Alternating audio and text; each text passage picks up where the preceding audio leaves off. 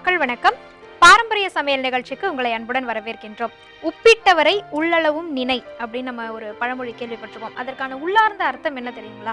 நமக்கு உணவு வழங்கியவர்களை நம்ம இருக்கிற வரைக்கும் மறக்கவே கூடாது அப்படின்றது தான் அர்த்தம். இப்போ நம்ம வீட்டுக்கு வரக்கூடிய விருந்தினருக்கோ நம்ம உறவுக்கோ உணவு கொடுக்கும் பொழுது அந்த உணவு எவ்வளவு ஆரோக்கியமாக இருக்கணும், அவங்க நம்மளை உள்ளளவும் நினைக்கணும் அப்படின்னா அவங்களுடைய ஆயுள் நீடிக்கிற மாதிரியான உணவு வகைகளை நம்ம நிச்சயமாக அவங்களுக்கு கொடுக்கணும். அப்படிப்பட்ட உணவு வகைகள் நம்மளுடைய பாரம்பரியமிக்க உணவு வகைகள் மட்டும்தான் அப்படின்றதுல எந்த ஒரு மாற்று கருத்துமே கிடையாது. அந்த உணவு வகைகளை வாரந்தோறும் 2 விதமான உணவு வகைகளாக உங்களுக்கு விருந்தாக கொடுத்துட்டு இருக்கோம். இன்றைக்கும் உங்களுக்கு சுவையான உணவு வகைகளை கொடுப்பதற்காக நம்மிடையே சித்த மருத்துவர் மதிப்பிற்குரிய கீதா அவர்கள் காத்துட்டு இருக்காங்க. வணக்கம்மா. எல்லோருமே அவங்க இருக்கிற வரைக்கும் நம்மள நினைச்சிட்டு இருக்கிற மாதிரி நல்ல உணவு வகைகளை கொடுத்துட்டு இருக்கோம். இன்னைக்கு என்ன உணவு வகை நம்ம கொடுக்க போறோம்? உளுத்தம்பருப்பு வச்சு நாம அதுல ஒரு பேணி மாதிரி ஒண்ணு பண்ண போறோம். பால் பேணி அப்படின்னா உளுத்தம்பருப்புல அரைச்சிட்டு ஒரு பால் பேணி வித்தியாசமா பண்ண போறோம். பால் பேணின்னு ஒரு உணவு வகை இருக்கு. ஆமா. அப்படியா? எங்களுக்குலாம் தெரியல. பாரம்பரியமான உணவு வகை அது. ஆமா. அப்படிங்களா? பரவாயில்ல. பேணி அப்படின்றது ஒரு உணவு வகை அப்படின்னு இருக்காங்க. எனக்கு தெரிஞ்சு நான் திருச்சி பக்கம்லாம் கேள்விப்பட்டிருக்கேன். பால் பேணி நான் கேள்விப்பட்டிருக்கேன், பார்த்ததில்ல. அதை இன்னைக்கு நம்ம பார்க்க போறோமா? இதை நம்ம வித்தியாசமா உளுத்தம்பருப்புல வச்சு செய்ய போறோம். சரி, என்னென்ன பொருட்கள் முதல்ல அதற்கு தேவை? உளுத்தம்பருப்பு விழுது, பால், சர்க்கரை, ஏலக்காய், எண்ணெய், உப்பு. பால் பேணியை நம்ம பேணி பராமரிக்காததுனால எல்லாம் மறந்து போச்சு இல்லையா? இப்போ நம்ம அதை பேணி பராமரித்து பேரே மறந்து போச்சு. இப்போ நம்ம செய்முறைக்கு போயிடலாம். முதல்ல என்ன பண்ணணும்? முதல்ல இப்போ அடுப்பு பற்ற வச்சு ஒரு வானொலி போடுறோம். வானொலி போட்டு அதுல தேவையான அளவுக்கு எண்ணெய் விடுறோம். இப்போ எண்ணெய் ஊத்தியாச்சு. அடுத்து நம்ம என்ன பண்ணணும்? ஏற்கனவே நாம உளுந்து ஊற வச்சு அரைச்சி எடுத்துருக்கோம். விழுதா இந்த பதத்துல நம்ம அரைச்சி வச்சிருக்கோம். உளுந்து நல்லா ஊற வச்சு அரைச்சி வச்சிருக்கோம். இப்போ அதுக்கு தேவையான அளவு ருசிக்கேத்த உப்பு போட்டுக்கிறோம். இந்த பக்கம் வானலியில எண்ணெய் விட்டுருக்கோம். எண்ணெய் காஞ்சிரும்.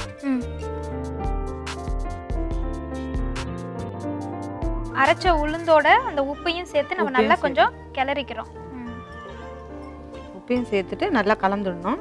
கலந்துட்டு எண்ணெய் காஞ்சோன்னு ஒரு பக்கம் இப்போ நாம இன்னொரு பாத்திரத்துல பால் விடுறோம். சரி, பாலை விட்டு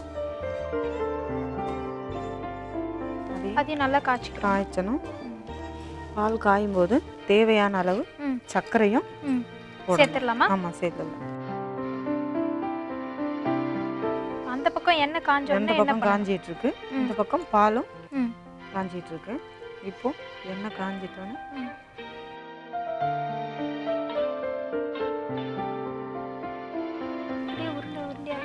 சின்ன சின்ன உருண்டையா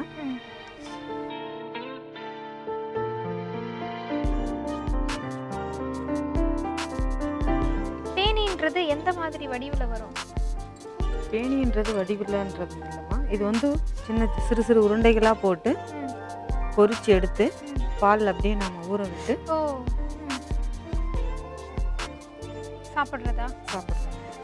சரி சரி, வித்தியாசமா இருக்கு. நான் உண்மையிலே ருசி பார்த்ததே கிடையாது. வித்தியாசமா நீங்க சொல்றீங்க. இப்போ இது பால்ல நம்ம சர்க்கரை சேர்த்துருக்குறோம். ஆமா, சர்க்கரை தான் சேர்க்கணுங்களா? ஆமா, இதுல பால்ல சர்க்கரை சேர்த்தா சுவை வேற மாதிரி இருக்கும். அதனால பேணின்றதுக்காக வெல்லமும் சேர்க்கலாம். அது சுவை மாறுபட்டு இருக்கும். உளுந்துல என்னென்ன சத்துக்கள் இருக்கு? நரம்புக்கு வலிமை கொடுக்கும். உடல் இளைச்சவங்களுக்கும் ரொம்ப நல்லதுதான்.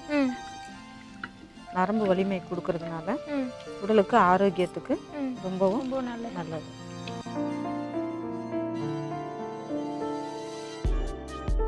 நல்லா பொரிஞ்சு வருது. இது எப்படி வெண்மை நிறத்திலே நம்ம எடுத்துடலாமா, இல்ல அப்படியே செவக்க? கொஞ்சம் செவந்து வரணும். உளுத்தம்பருப்பு பேணியில எத்தனை வகைகள் இருக்கு? பேணியில வேற அரிசி மாவுலையும் செய்வாங்க ஒரு சிலர். இன்னும் வேற வேற வகையில எல்லாம் நாம செய்யலாம். இது நாம உளுந்து மாவுல ஒரு வகையில செஞ்சு போறோம்.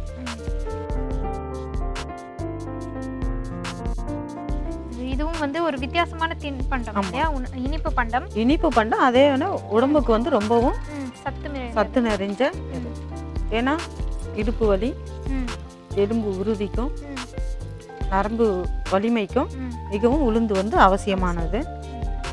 இது எப்படி அன்றன்றைக்கே செஞ்சு அன்றன்றைக்கே சாப்பிடுறதா இல்ல சாப்பிடலாம், ஒரு இல்ல நாள் வச்சு நாம எடுத்து வச்சு மறுநாள் சாப்பிடலாம். சாப்பிடலாம்? இப்போ குளிர்சாதன பெட்டி இருக்கிறதுனால எடுத்து வச்சும் சாப்பிடுவாங்க. இன்னும் ஒரு 2-3 நாள் அதிகமாகவே வச்சும் சாப்பிடலாம். இந்த குளிர்பதன பெட்டியில வச்சு நம்ம எடுத்து வச்சு கூட சாப்பிட்டுக்கலாம். இப்போ இந்த பக்கம் பாலும் வந்து நல்லா காஞ்சிக்கிட்டு இருக்கு. அதில் சர்க்கரை போட்டிருக்கோம். சர்க்கரையும் கரையணும். அதோட கொஞ்சம் ஏலக்காய் தூளும் போடணும். ஏலக்காய் சேர்த்துடலாம். முந்திரி இதெல்லாம் போட வேண்டிய அவசியமே கிடையாது. இதுக்கு தேவையில்லை. நமக்கு வேணும்னா நம்ம விருப்பப்பட்டா போட்டுக்கலாம். ஆனால் இதுக்கு இந்த பாலும் சர்க்கரையும் ஏலக்காயும் போதுமானது. இந்த உளுந்து நல்லா நாம விழுதா அரைச்சிட்டு இந்த மாதிரி எண்ணெயில் பொரிச்சு எடுத்துட்டு கொஞ்ச நேரம் ஊற விடணும். சூடான பாலில் போட்டால் சீக்கிரமாக இதுவாகும். கொஞ்ச நேரம் இன்னமும் ஒரு 1/2 மணி நேரம் கூடுதலாக ஊற வச்சு அதுக்கப்புறமா பிறகு பொறுத்து சாப்பிட்டா இன்னும் ருசியா அதனுடைய சுவையெல்லாம் ஊறிட்டு இருக்கும். பாலோட சுவையெல்லாம் அந்த உளுந்துல ஊறிட்டு இருக்கும். சாப்பிட சுவையா இருக்கும். அதனால கொஞ்ச நேரம் நம்ம நேரம் எடுக்கணும். எடுத்து சாப்பிட்டா நல்லா இருக்கும். ஆமா, எடுத்து போட்டுடலாம். இப்போ அதுல இருந்து எடுத்து பால்ல அதாவது சர்க்கரை ஏலக்காய் சேர்த்த பால்ல பேனியை சேர்க்க போறோம்.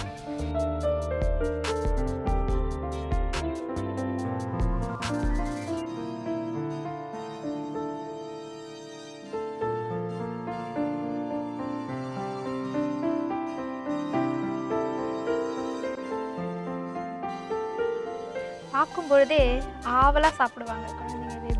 எப்படி இருக்குமோ அப்படின்னு. இது வந்து விரும்பாதவங்க கூட சுவைச்சு பார்த்துட்டா கண்டிப்பா விரும்பி சாப்பிடுவாங்க. இப்போ நம்ம அரைச்சு வச்ச உளுந்துல நம்ம எதுவுமே சேர்க்கல இல்லையா? வெறும் உப்பு மட்டும் தான் நாம சேர்த்திருக்கோம். வேற எதுவுமே சேர்க்க. வேலையும் வந்து ரொம்பவும் எளிமையான வேலை தான். ஆமா. இப்போ இந்த இடுப்பு எலும்புக்கெல்லாம் வந்து உளுந்து ரொம்ப நல்லதுன்னு நம்ம சொல்லுவோம்.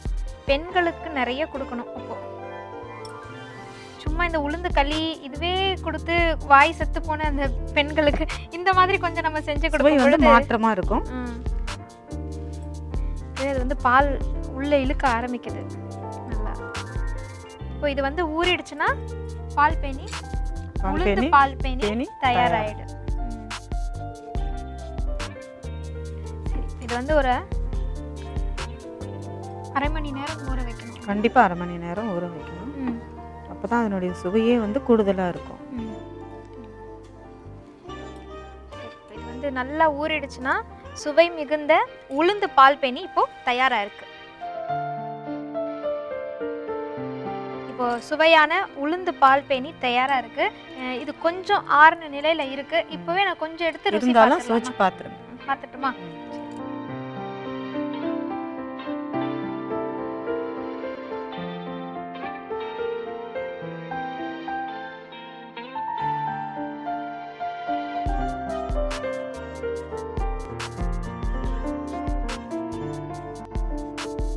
இப்பவே வந்து நல்லா உள்ள இழுத்துருக்கு பாருங்க, எளிதா வருது.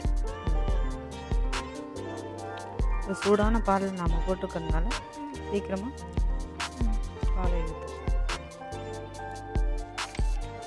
ரொம்ப அருமையா இருக்கு.